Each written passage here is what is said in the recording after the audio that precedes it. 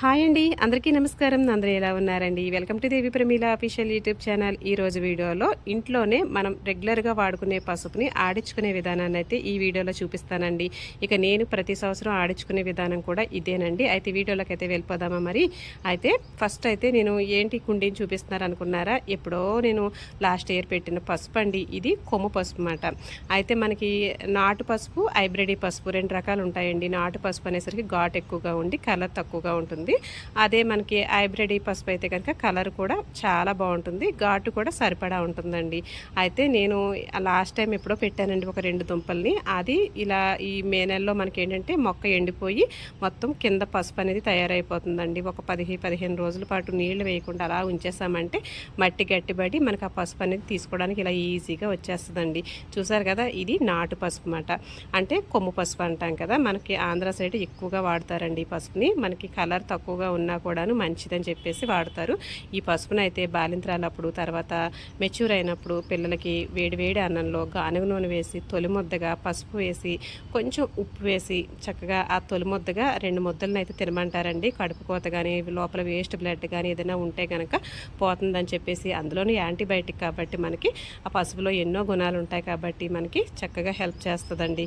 ఇలాంటి పసుపునైతే ఇలా ఇంట్లోనే చక్కగా పండించుకోవచ్చు. మీకు ఇదే కదండి, దుంప పసుపు కూడా మనకి ఏంటంటే మార్కెట్స్లో చక్కగా పచ్చి పసుపు కొమ్ములు దొరుకుతున్నాయి కదా, అలాంటి పసుపుని తెచ్చుకొని కూడా కొంచెం మొలకున్నప్పుడు ఇలా పెట్టేసుకున్నామంటే ఈజీగా ఇలాంటి పసుపే కదండి, అల్లము, కంద, లేదంటే ఇలా దుంప పసుపు అన్నీ కూడా మనకి ఇంట్లోనే చక్కగా ప్లేస్ ఉంటే పెట్టుకోవచ్చండి. ప్లేస్ లేకపోతే కుండీల్లోనైనా చక్కగా పండించుకోవచ్చు. మనకు వర్షాకాలం శీతాకాలం వేసిన వాటర్ని బట్టి ఎరువుని బట్టి దుంప అనేది బాగా తయారవుతుంది. ఇదిగోండి చూస్తారు కదా, చక్కగా నేనైతే ఆ పసుపు అంతా తీసేసుకొని కడిగేసుకున్నాను. కడిగినా కూడా చేయి చూసారు కదా ఎంత చక్కగా పసుపు రంగులోకి ఎలా వచ్చేసిందో. అసలు ఇది ఒరిజినల్ కొమ్ము పసుపు, నాటు పసుపు అండి.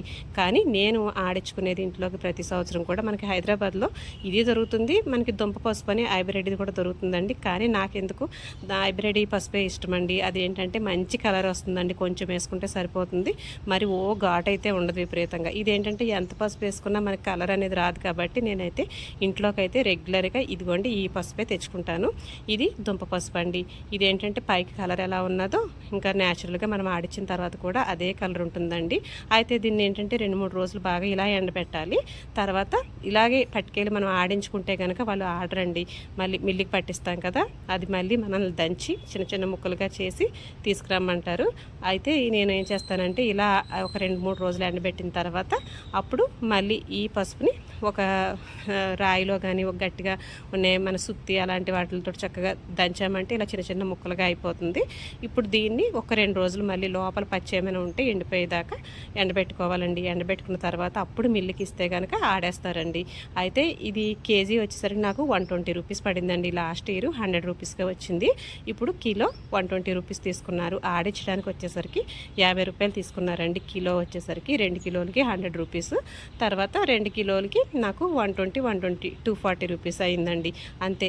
సంవత్సరానికి సరిపడా చక్కగా పసుపు అయితే చక్కగా న్యాచురల్గా చూస్తారు కదా, ఎటువంటి ఏమీ కలపకుండా చక్కగా మనం ఇంట్లోనే మన చేతులతో చక్కగా ఆడించుకున్న పసుపు మనకి ఎవరికైనా ఇవ్వాలనుకున్నా, మనం ఇంట్లో వాడుకోవాలనుకున్నా, పూజ నిమిత్తం వాడుకోవాలనుకున్నా కూడా చక్కగా ఇలా ఆడించుకున్నప్పుడు మెత్తటి జల్లెడలో చక్కగా ఒకసారి జల్లిచ్చేసుకున్నామంటే మనకి ఏవైనా రవ్వలు వేస్ట్ ఏదైనా ఉన్నా కూడా బయటకు వచ్చేస్తుందండి. అయితే ఈ పసుపుని మనం ముందే మనం ఇలా జల్లించుకున్నప్పుడే చక్కగా ఎయిర్టైట్ డబ్బాలో కానీ జిప్లాక్ కవర్స్లో కానీ సపరేట్గా వంటకి తర్వాత పూజ కాడికి విడివిడిగా పెట్టేసుకున్నామంటే మనకి ఈ పసుపు అనేది కూడా కలవకుండా నీట్గా ఉంటుందండి. మనకి పూజ కాడికి సపరేట్గా వాడుకోవచ్చు, వంటలో పసుపు వంట దగ్గరే ఉంటుంది కాబట్టి మనకి లేడీస్కి ప్రాబ్లమ్స్ వచ్చినప్పుడు కూడా మనకి దేవుడి దగ్గరికి వాడే పసుపుని ముట్టుకోకూడదు, ముట్టు ఉంటుంది అంటారు కదా, అలాంటప్పుడు కూడా మనకి ఏమి ఇబ్బంది లేకుండా ఉంటుందండి. అలాగే ఈ పసుపుని మీరు జిప్లాక్ కవర్లో కానీ ఎయిర్టైట్ డబ్బాలో కానీ పెట్టుకొని బయటైనా ఉంచేసుకోవచ్చు, ఫ్రిడ్జ్లోనైనా పెట్టుకోవచ్చు అండి. అసలు ఏమి పాడవదు. పురుగు పట్టడం కానీ రంగు పోవడం కానీ అసలు ఏమీ ఉండదండి. నేనైతే ప్రతి సంవత్సరం 2 కిలోలు నేను ఆడించుకుంటున్నాను కదా, నాకైతే 2 కిలోలు ఆడించుకుంటే సంవత్సరం పైనే వస్తుందండి. ఆల్రెడీ మీకు పాత వీడియోలో మీకు పప్పు దినుసులు నేను స్టోరేజ్ చేసుకునే వీడియో మీకు పెట్టానండి. అయితే అందులో మీకు చూపించాను లాస్ట్ ఇయర్ మిగిలిన పసుపుని చక్కగా ఒక ప్లాస్టిక్ కంటైనర్లో తీసేసుకొని నేను ఫ్రిడ్జ్లో పెట్టేసుకున్నాను. ఇప్పుడు ఈ ఆడించిన పసుపు మళ్ళీ బయట ఉంచేస్తానండి. ఇక మనం ఈ ఎంతో కొంత మన చేతులతో మన కళ్ళతో చూసుకున్నంత వరకు కూడా మనం రోజు రెగ్యులర్గా ఇంట్లో వాడుకునే నిత్యావసర వస్తువులండి.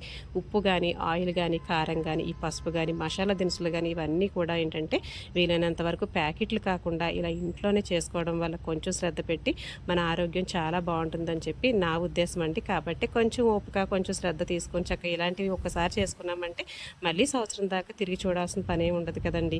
చాలా ఈజీ కూడాను. మీరు కూడా అలా చేస్తారని చెప్పేసి నా వీడియోస్ అన్నీ కూడా మీరు చూస్తే అలాగే ఉంటాయండి. ప్లేలిస్ట్లోకి వెళ్ళి ఎలాంటి వీడియోని చేసినా కూడాను నేను ఇంట్లో స్వయంగా చేసుకున్నవి మీకు చూపిస్తాను. ఒకసారి అయితే వెళ్ళి చూడండి కొత్తగా చూసేవాళ్ళు అయితే కనుక. అలాగే మంచి వీడియోతో మళ్ళీ ముందుకు వస్తాను. వీడియో నచ్చితే లైక్ చేయండి, షేర్ చేయండి. ఉంటాను.